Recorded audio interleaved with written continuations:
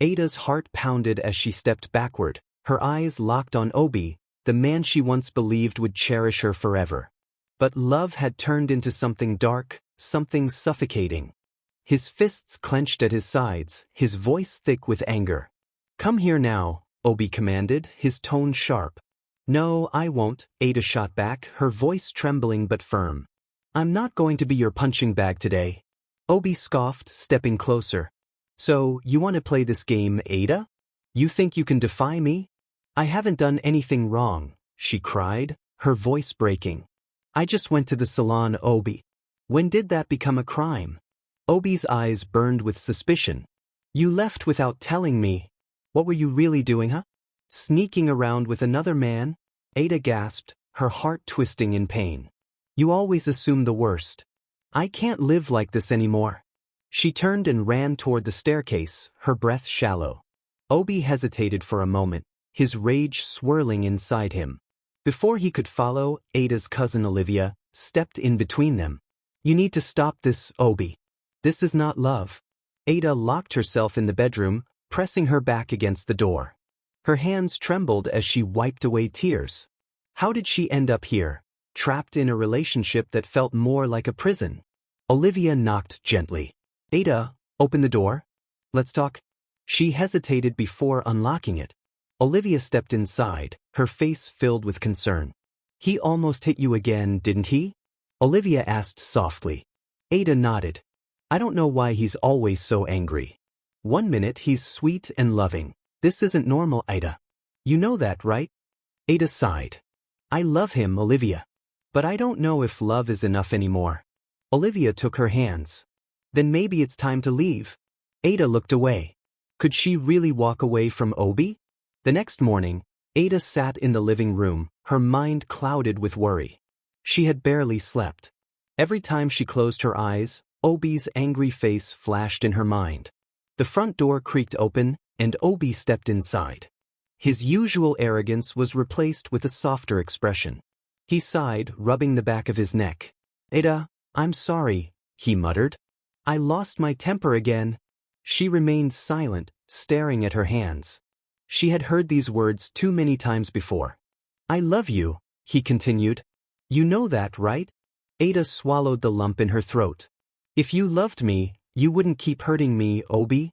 His eyes darkened for a brief second before softening again.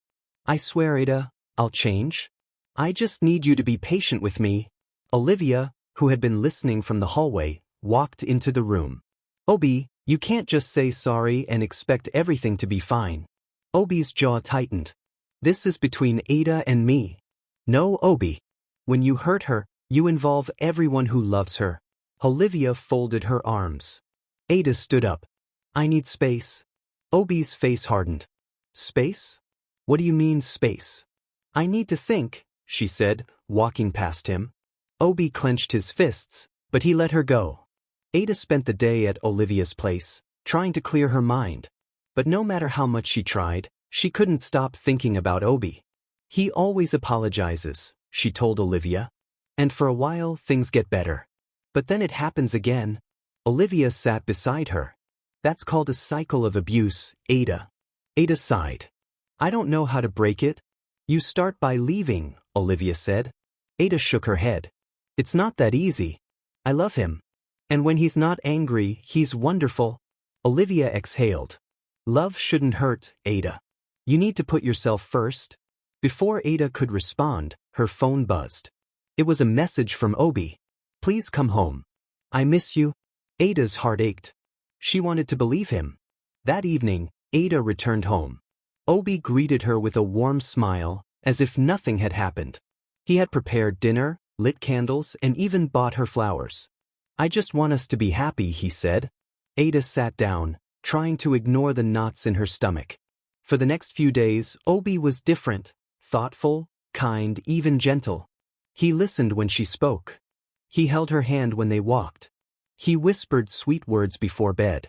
But Ada knew better. She had learned to recognize the signs.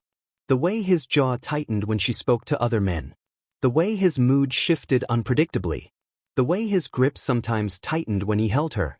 She was walking on thin ice, waiting for it to crack. A week later, Ada was late coming home. She had gone out with Olivia and lost track of time. When she finally walked through the door, she immediately sensed the tension. Obi sat on the couch, staring at her with cold eyes. "Where were you?" His voice was dangerously calm. "With Olivia," she said carefully. "I called you," he interrupted. "You didn't answer." Ada sighed. "My phone died." Obi stood up, his expression darkening. "Please." "Obi, stop," she whispered, stepping back. But he was already closing the space between them. The storm had arrived again. Ada's heart pounded as she backed away. She had seen this look before, the tightening of Obi's jaw, the fire in his eyes, the way his hands twitched as if he was trying to control himself. "I'm telling the truth," she said, her voice barely above a whisper. Obi scoffed. "You think I'm stupid?" He lunged forward, grabbing her wrist tightly. Ada winced. "Obi, let me go." "Who was there with you?" "Was it just Olivia?" he demanded. Ada pulled harder. "You're hurting me." Obi's grip loosened slightly, and in that moment, she yanked herself free. She took a step back, her chest rising and falling rapidly. "I can't do this anymore," she breathed. "I'm done." Something flickered in Obi's eyes. Panic, regret. Ada, wait. But she didn't wait. She grabbed her purse and ran out the door. Ada sat on Olivia's couch, her hands wrapped around a cup of tea. Olivia sat beside her, rubbing her shoulder. "You did the right thing," Olivia said softly. Ada nodded, but her chest still felt heavy. "What if he really does change this time?" Olivia sighed. "How many times has he promised to change?" "Too many." Ada knew that. But love made her weak. Her phone buzzed, and she hesitated before looking at the screen. 20 missed calls. Then a message popped up. "Ada, I'm sorry. Please come home." Her fingers trembled. She wanted to believe him. But could she survive another cycle? The next day, Ada decided to go back, not to stay, but to pack her things. Olivia insisted on coming along. When they arrived, Obi was waiting at the door, his eyes red and swollen. "You came back," he whispered. "I came to get my things," Ada said firmly. Obi's jaw clenched. "So that's it? You're just walking away?" "I have to." Obi turned to Olivia. "This is your fault, isn't it?" Olivia rolled her eyes. "Don't blame me for your actions, Obi." Ada pushed past him and walked to the bedroom, stuffing her clothes into a bag. She was almost done when she heard a loud bang. Rushing out, she found Obi had punched the wall. His knuckles were bleeding. "This isn't over," he muttered, staring at her with a mixture of pain and fury. Ada swallowed hard, but she didn't stop packing. Ada moved in with Olivia, but even though she was physically away from Obi, he still haunted her. He called, texted, begged. One night, Olivia found Ada staring at her phone, Obi's name flashing on the screen. "Don't answer it," Olivia warned. "But what if he..." Ada hesitated. "What if he actually means it this time?" Olivia grabbed the phone and turned it off. "Enough, Ada. You have a choice, freedom or fear. Which one do you want?" Ada took a shaky breath. She wanted freedom. She just didn't know if she was strong enough to take it. Days passed, and Ada slowly adjusted to life without Obi. For the first time in years, she didn't wake up fearing an argument. There were no tense silences, no flinching at the sound of footsteps. Olivia smiled as she watched Ada hum softly while making breakfast. "Look at you, finally breathing again." Ada chuckled lightly. "It feels strange. Like I'm waiting for something bad to happen." Olivia sighed. "That's because he conditioned you to expect chaos. But you're safe now." Just then, Ada's phone vibrated. A cold shiver ran down her spine when she saw the name on the screen. Obi. She hesitated before blocking the number. Olivia squeezed her hand. "That's my girl." But deep down, Ada wasn't sure if Obi would give up so easily. A week later, Ada was heading home from work when she noticed a car parked outside Olivia's apartment. Her steps slowed. Her stomach clenched when Obi stepped out. He looked different, disheveled, tired, desperate. "Ada, please?" She didn't move. "What are you doing here, Obi?" "I just want to talk." Ada took a deep breath. "There's nothing left to say." Obi's eyes softened. "I miss you." A lump formed in her throat, but she shook her head. You don't miss me, Obi. You miss controlling me. His expression darkened for a split second before he quickly covered it with a sad smile. Please, just give me one last chance. Before Ada could answer, Olivia appeared at the door. She's not interested. Obi clenched his jaw but stepped back. Fine. But this isn't over. As he drove away, Ada's hands shook. She knew him well enough to know he wasn't giving up. Obi's calls and texts stopped, but Ada could still feel his presence. She would spot a familiar car parked near her workplace. She would turn a corner and feel like someone was watching her. One evening, as she and Olivia returned home, Ada froze. The door was slightly open. I locked it before we left, Olivia whispered. Heart pounding, Ada slowly pushed the door wider. The living room was untouched, but something felt off. Then she saw it. A single red rose on the kitchen counter. Olivia cursed. That psycho was in our house. Ada grabbed her phone with trembling fingers. We need to call the police. The police came but weren't much help. There's no sign of forced entry, one officer said. Maybe you just forgot to lock the door. Ada clenched her fists. I know I didn't forget. But without proof, there was nothing they could do. That night, Ada barely slept. Every sound made her flinch. Every shadow made her heart race. The next day, she found a note tucked under the windshield of Olivia's car. You can't run from me. Ada's stomach twisted in fear. Obi wasn't just trying to win her back. He was hunting her. Ada knew she had two choices, stay and live in fear or fight back. I can't live like this, she told Olivia. I need to get away. Olivia nodded. I have a cousin in another city. You can stay with her until we figure something out. Ada felt relief wash over her, but it was short-lived. That night, as they packed her bags, the lights in the apartment flickered. Then the power went out completely. A loud bang came from the front door. And Ada knew. Obi was here. Ada's breath caught in her throat as another loud bang echoed through the apartment. Olivia grabbed her arm. We need to get out of here. They darted toward the back door, but before they could reach it, the front door burst open. Obi stepped inside, his face shadowed in the dim light from the street lamps outside. His eyes were wild, his breath heavy. Ada, he whispered, almost pleading. Why are you doing this? Ada's hands trembled, but she stood firm. You need to leave, Obi. He took a step forward. I just want to talk. Olivia moved in front of Ada. You broke into our house. That's not talking, that's stalking. Obi's jaw clenched. Stay out of this, Olivia. Olivia stood her ground. Or what? You'll hit me too? For a moment, Obi looked unsure. Then, the sound of sirens filled the air. Blue and red lights flashed through the windows.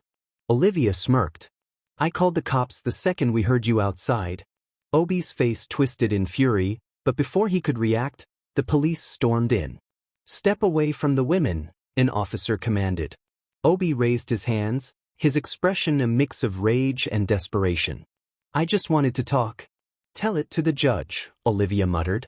As the officers cuffed Obi and led him outside, Ada finally let out a breath she didn't realize she had been holding. Maybe this nightmare was finally over. The next morning, Ada sat at the kitchen table, staring at her cup of tea. Her hands were still unsteady. You okay? Olivia asked, sitting beside her. Ada sighed. I don't know. I should feel relieved, but I just feel empty. Olivia nodded. That's normal. You've spent so long being afraid. It'll take time to feel normal again. Ada swallowed the lump in her throat. Do you think he'll come back? He's in police custody. And with the restraining order we're filing, he won't be able to come near you. Ada nodded, but a part of her still felt uneasy. Obi had controlled her for so long. The idea of true freedom still felt unreal. Olivia squeezed her hand. You don't have to figure it all out today. One step at a time, okay? Ada managed a small smile. Maybe, just maybe, she could finally rebuild her life. Weeks passed, and Ada slowly started feeling like herself again. She got a new job, started going out with friends, and even picked up an old hobby, painting. One afternoon, Olivia found her sitting on the balcony, lost in thought. You seem different, Olivia said. Ada smiled. I feel different. For the first time in years I feel free. Olivia grinned. That's because you are. Ada nodded, a sense of peace settling over her. For so long she had been trapped in fear. But now she was choosing herself. And that felt like the greatest victory of all. One evening, Ada's phone buzzed with an unknown number. Against her better judgment, she answered. Ada. Her blood ran cold. It was Obi. She nearly hung up, but something in his tone made her pause. He sounded broken.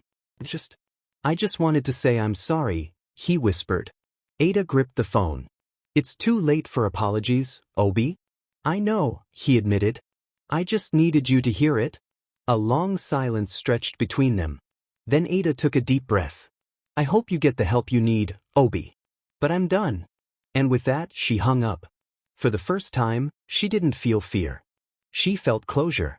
Standing on a beach, feeling the wind in her hair, Ada closed her eyes and smiled. She was no longer the scared girl who walked on eggshells, who doubted her worth, who begged for love from a man who only knew control. She was free. Olivia came up beside her. So, what's next?